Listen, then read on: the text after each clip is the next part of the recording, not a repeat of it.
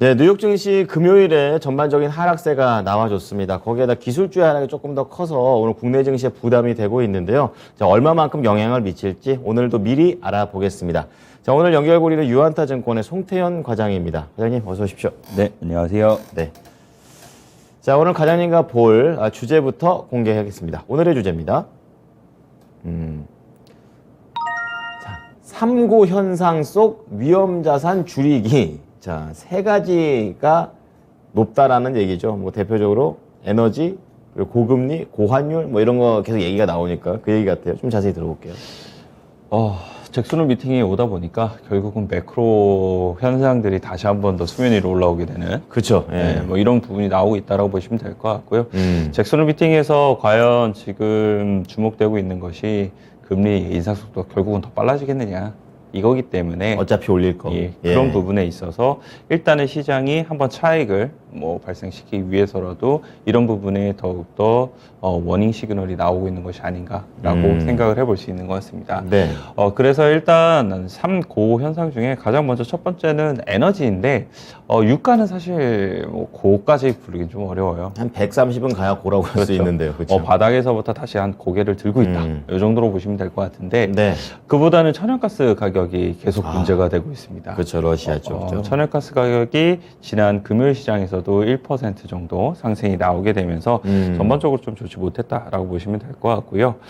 시킹알파의 보도를 보게 되면 미국의 에너지정보청이 발표한 이 상업용 원유 재고가 네. 컨센 대비 큰 폭으로 감소를 하게 되면서 쓰고 있네요. 네, 원유 관련된 수요에 대한 우려감이 상당히 높았었는데 그 우려감을 다소 낮춰주는 부분이 있었다라고 이야기를 하고 있고요. 다행입니다.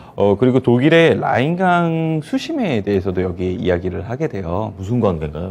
독일의 라인강이 지금 가뭄으로 인해서 예. 이러한 이제 라인강 수위가 계속적으로 지금 낮아지고 있는 부분이 있게 그렇겠네요. 되는데 예, 예. 이 라인강의 수위가 낮아지게 되면 첫 번째로는 네덜란드 항구를 통해서 예. 이제 물류라든지 이런 게 라인강 안쪽까지 오게 되는데 그런 바지선이 오지 못하게 될 수가 있다. 그렇죠. 이게 첫 번째이고 예. 두 번째 같은 경우에는 그 관련돼서 공장에서 냉각수로 많이 활용을 하게 될 거잖아요. 부족하겠네요. 네, 그러한 냉각수가 부족하게 되면서 공장을 셧다운 시킬 수밖에 없다. 그렇군요. 이게 두 번째가 나오게 됩니다. 네, 그래서 이런 부분이 결국은 이 라인강 지형의 쉘의 이 최대 정유 시설 가동을 줄일 수밖에 없게 됐다. 그러면 이 공급에 대한 부분이 안 좋아지게 된다. 나비 효과군요. 이게 예. 이야기가 나왔습니다. 예. 그리고 또 하나의 이제 보도 내용을 보게 되면은 로이터가 이제 가스프롬이 31일부터 다음 달 2일까지 네. 3일간의 시설 정비를 위해서 가스 공급을 중단하겠다. 무슨 시설을 또 정비합니까?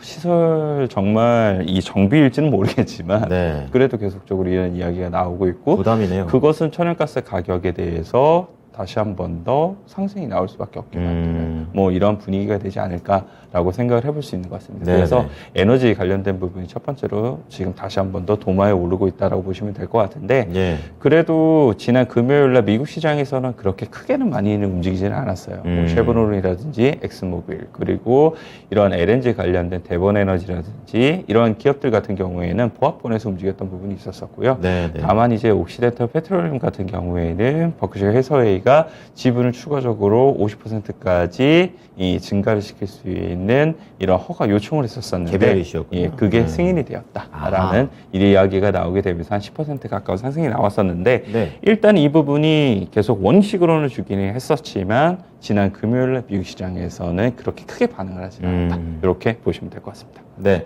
이제 첫 번째 3고 중에 하나가 바로 에너지와 관련된, 특히 천연가스와 관련된 부분까지 연결을 좀 해봤고요. 자, 두 번째 고는 어떤 겁니까?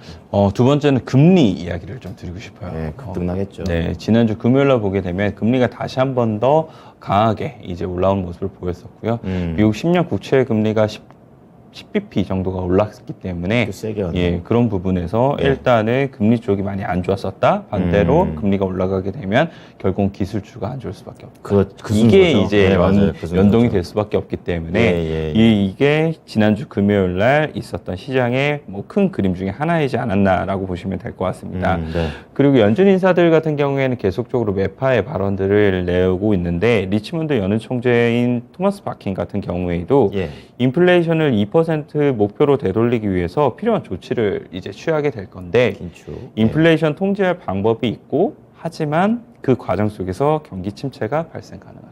약간 어쩔 수 없다라는 그런 느낌인데요. 이 뉘앙스가. 말은 경기 침체가 발생을 하더라도 인플레이션 잡는 게 훨씬 더 중요한 목적이다. 그게 더 중요하다. 라는 거를 이야기를 하게 되고 그렇군요. 이러한 이야기를 하게 되면 결국은 통화 긴축 강하구나. 그렇죠. 더 셀 수 있구나. 네. 이게 이제 이 생각이 들 수밖에 없는 부분이다라고 보시면 될 것 같습니다. 그래서 결국은 주목이 되는 게 이번 주에 있는 잭슨 홀 미팅에서 파월 연준 의장의 입이 주목이 되게 될 텐데 네. 그게 26일 날 이제 연설에 있다라고 보시면 될 것 같고 여기서 과연 통화 긴축에 대한 속도가 어떻게 나오게 될 것인지 그리고 여기서 이야기가 나오는 것이 이 스탑앤고라고 해서 네. 일단 인플레이션 잡기 위해 통제하기 위해서 네. 금리를 빠르게 올렸다가 그리고 경제 상황을 보면서 뒤로 물러서게 되는 예. 이러한 부분을 첫 번째 얘기를 하고 있고요. 두 번째 같은 경우는 스탑앤홀드에 대한 부분이 나오게 될 것이냐 이 부분에 대해서도 얘기를 하고 있는데 네. 이것은 금리를 빠르게 올렸다가 이 눈치를 보면서 계속적으로 금리를 동결시킨다. 뭐 이러한 이야기입니다. 그래서 두 가지 시나리오 정도. 두 가지가 조금 다를 예. 수가 있게 될 텐데 여기서 어떤 게 조금 더 힘을 실어줄지에 대한 이야기가 포인트군요. 나오고 있다라고 예, 보시면 될 것 같고 네. 월가에서는 관련돼서는 인플레이션을 잡는 것을 확실히 다시 한 번 더 천명할 가능성이 높다라고 이야기를 하고 있습니다.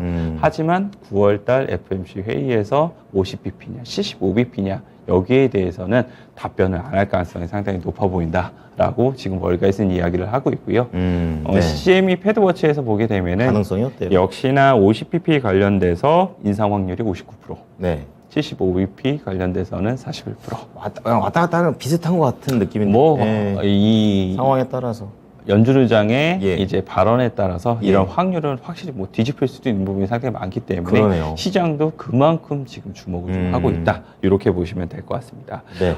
그리고 이제 단스크뱅크에서는 뭐 금리 인상 그리고 금리 인하 관련돼서 네. 뭐 조금 더 재미난 이야기를 했던 부분이 있었었는데 이 2022년도 고강도의 금리 인상한 이후에 2023년도에 금리 인하가 단행될 것이다라는 이야기가 상당히 많이 이제 힘을 얻었었던 부분이 있었었는데 예, 예. 이 부분이 점점 힘을 잃어가고 있다라고 이야기를 하고 있고요. 네.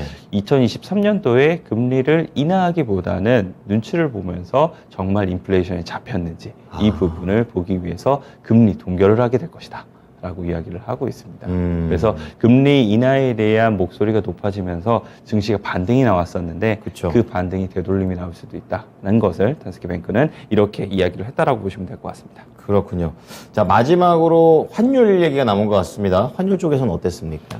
환율 같은 경우에도 달러 인덱스가 다시 한 번 더 강세를 지금 보이고 있습니다. 다시 올라가더라고요. 예, 전고점이 109였잖아요. 그렇죠. 지금 108까지 다시 올라온 이런 흐름이 임박했네요. 나왔고요. 예. 그리고 유로 같은 경우에도 네. 달러 유로 페러티가 1달러인 거잖아요. 음. 거기에 바짝 붙여 세우는 모습을 보였습니다. 그렇군요. 그리고 원달러 환율이 사실상 더욱더 문제인데 그렇죠. 이 원달러 환율이 지난주 금요일 날 보게 되면 27원 정도까지 올라갔었었는데 그랬죠. 네. NDF 환율에서는 결국은 1335원까지 넘겼군요. 올라오게 되면서 네. 전고점을 오늘 아마 뚫어서 시작을 하게 될 것이다. 수급이 걱정입니다. 라고 이제 말씀을 드릴 수 있을 것 같습니다. 네. 그래서 이런 부분이 추가적으로 더 진행이 될 가능성이 있어 보이는데 결국은 아까 말씀드린 이러한 이제 연준의 통화 긴축 네네. 속도가 더욱더 빨라지게 되면 아무래도 달러에 대한 강세를 이제 가져갈 수밖에 없기 그쵸. 때문에 그런 부분이 첫 번째다라고 보시면 될 것 같고요.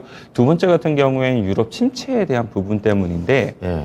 첫 번째 고였던 천연가스 가격이 계속적으로 상승이 나오게 되면서 그렇죠. 독일의 이제 생산자 물가 지수가 서프라이즈를 기록을 하게 돼요. 그러니까 그만큼 그것은- 물가가 높았다는 네, 거죠. 물가가 높고 예. 결국 그것은 경기 침체가 갈 수밖에 없다. 그렇죠. 로 이어지게 될 텐데 그럼 유럽의 경기가 더욱더 안 좋아지고 반대로 그에 비해서는 미국의 경제는 탄탄하고 네. 그렇게 되면 유로 환율이 약세를 보일 약세죠. 수밖에 없고 반대로 달러에 대한 환율이 강세. 강세를 보일 수밖에 없기 때문에 이런 부분이 다시 한 번 더 자극이 되고 있다. 두 번째 보시면 될 배경이군요. 것 같고요. 예. 그렇기 때문에 환율 관련돼서 사실상 금리보다도 저는 더욱더 무서울 수 있는 부분은 환율이라고 생각을 하고 있거든요. 그래서 환율이 어떻게 진행이 되는지를 더욱더 주도 면밀하게 체크하실 필요가 있다. 이렇게 말씀드리도록 하겠습니다.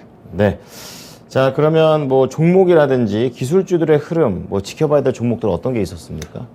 대부분 다 좋지 않았어요. 그쵸? 제가 네. 여러 가지 섹터를 지금 자막으로 넣었던 부분은 그만큼 모든 섹터가 좋지 않았다. 그 얘기를 하고 싶으신 라고 거군요. 이제 말씀드리기 예, 예. 위해서 넣었던 부분이었었고요. 네. 사실상 이제 대형 기술주 같은 경우에도 1에서 마이너스 한 4%까지 그닥 좋지 못한 흐름이 나왔었는데 네. 메타 같은 경우에는 더욱더 좀 좋지 못했습니다.